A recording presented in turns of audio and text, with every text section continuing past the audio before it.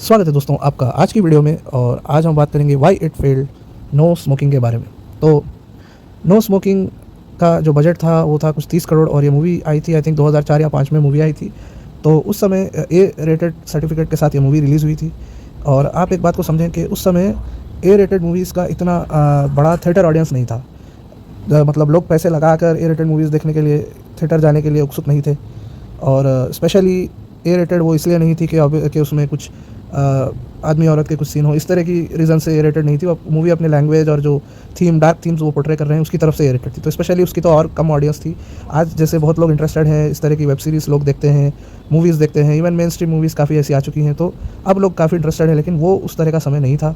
और उस तरह के समय में मुझे लगता है अनुराग कश्यप साहब ने बहुत पैसा लगा दिया। 30 करोड़ जो उन्होंने बजट लिया और जो भी आई थिंक बहुत सारे सीन्स उन्होंने शूट किए, रीशूट किए।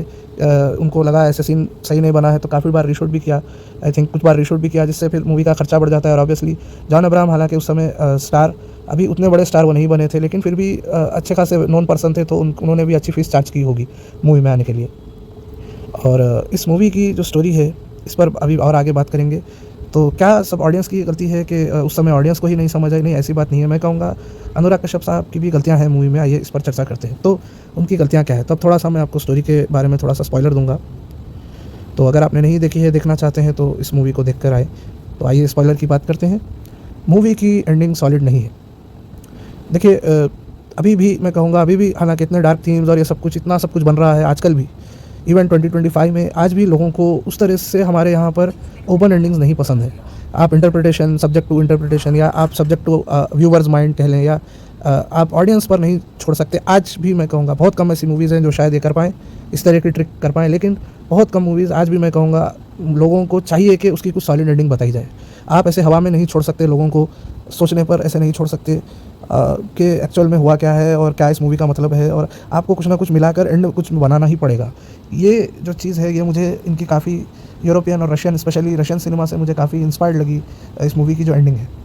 और एंडिंग की तरफ जो हमें ले जाते हैं, उस तरह के जो सीन्स हैं जो आपको पर्पसली कंफ्यूज करने के लिए और आपको सोचने के लिए बनाए गए हैं, वो काफ़ी मुझे लगा यूरोपियन सिनेमा से वो इंस्पायर्ड हैं।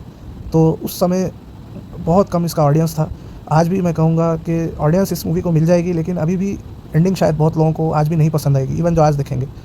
तो मुझे लगता है एज ए स्टोरी राइटर और जो भी हैं वो डायरेक्टर, जो भी अनुराग कश्यप साहब ने किया है, उनको थोड़ा सा ये बहुत इंपॉर्टेंट पॉइंट था, इसको नहीं छोड़ना चाहिए था कि एंडिंग उनको देनी चाहिए थी मूवी में। वो भले ही हमें 10 दिशाओं में लेकर चले जाएं, लेकिन एंडिंग ज़रूर होनी चाहिए थी।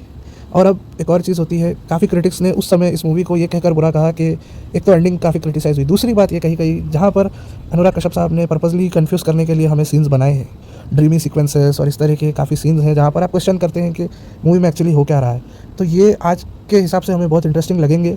आज जब ऑडियंस इतना इंग्लिश कंटेंट और फॉरेन कंटेंट देख चुकी है, आज शायद बहुत लोगों को पसंद आएगी, लेकिन उस समय लोगों को लगा कि ये बहुत ज़्यादा इंटेलिजेंट। और एक जैसे उनका कुछ सीन्स हैं मूवी में, एक सीन है मैं कहूँगा आयशा ताकिया के साथ जॉन अब्राहम साहब बेड में होते हैं। तो वो सीन ऐसे फिल्माया गया है कि सिर्फ आयशा ताकिया जी के हमें हाथ बताए गए हैं, सिर्फ उनके हाथ आपको दिखते हैं और वो एक चादर ओढ़ी हुई होती हैं और उनके हाथ बाहर होते हैं चादर के, और उनके हाथ के जो रिएक्शन आ रहे हैं और जिस तरह से वो बात कर रहे हैं उससे आपको समझ आता है वो हो क्या रहा है।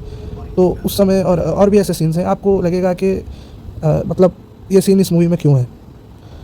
कई कई जगहों पर ऐसे सीन है। वैसे तो मूवी बहुत ही मज़ेदार है, आपने नहीं देखी है तो ज़रूर एंजॉय कीजिए, बहुत मज़ेदार मूवी है, मुझे भी बहुत अच्छी लगी है। लेकिन ऐसे कुछ सीन्स हैं आपको लगेगा ये सीन इसमें आया ही क्यों है, इस तरह से क्यों फिल्माया, या अगर फिल्म में सीन है तो उसका चेहरा क्यों नहीं दिखा रहे आप। और इस तरह से कई कई सीन्स हैं जहाँ पर आपको लगता है कि क्या हो रहा है।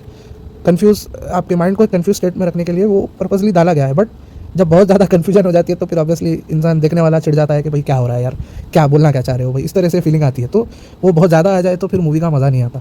तो उस समय मुझे लगता है काफ़ी सीन्स ऐसे हैं, मूवी में है भी ऐसे सीन्स, आपको लगेगा बस ना भाई क्या बताना चाह रहे हो तुम। तो मुझे लगता है इस तरह के अब ये तो सब्जेक्ट टू इंटरप्रिटेशन है, जैसे बाकी की भी मूवी है। कुछ सीन लोगों को बहुत इंटरेस्टिंग लगेंगे, कुछ सीन अजीब लगेंगे, कुछ सीन लगेंगे कि बोर कर रहा है। तो ये आई थिंक ये 4-5 चीज़ों का एक पूरा कॉम्बिनेशन है जिसकी वजह से ये मूवी नहीं चल पाई। सिर्फ बहुत लोगों को मैंने ऐसे कहते हुए देखा है कई रिव्यूज़ में, आज के जो मॉडर्न लोगों की बात कर रहा हूँ, वो बहुत बड़ी आसानी से कह देते हैं oh it was just like ahead of its time, वक्त के आगे की मूवी थी, उस समय की गवार ऑडियंस को समझ नहीं। भाई ऑडियंस कैसी भी हो, मैं कहूँगा मूवी भी इंटरेस्टिंग, फिर मूवी में भी पूरे हर सीन ऐसा होना भी चाहिए। तो पूरी तरह से सिर्फ़ और सिर्फ ऑडियंस पे ही पूरा ब्लेम कर देना कि मूवी उस तरह की नहीं थी, सॉरी मूवी बहुत अच्छी थी लेकिन ऑडियंस ही गँवार थी, तो ये मुझे सही नहीं लगता है। मुझे लगता है अनुराग कश्यप साहब की भी गलतियाँ थी, कई सीन्स उन्होंने अजीब-अजीब बहुत अजीब बनाए हैं, जो बिल्कुल सर पे से जाते हैं, और मूवी की एंडिंग उन्होंने सॉलिड नहीं की है। तो इसलिए मुझे लगता है मूवी फेल हो गई है। तो वीडियो आपने अगर मूवी देखी है तो ज़रूर कमेंट कीजिए आपको कैसी लगी और आपको क्या लगता है, क्या इसमें प्रॉब्लम है। तो वीडियो देखने के लिए धन्यवाद। Have a good day. Thank you.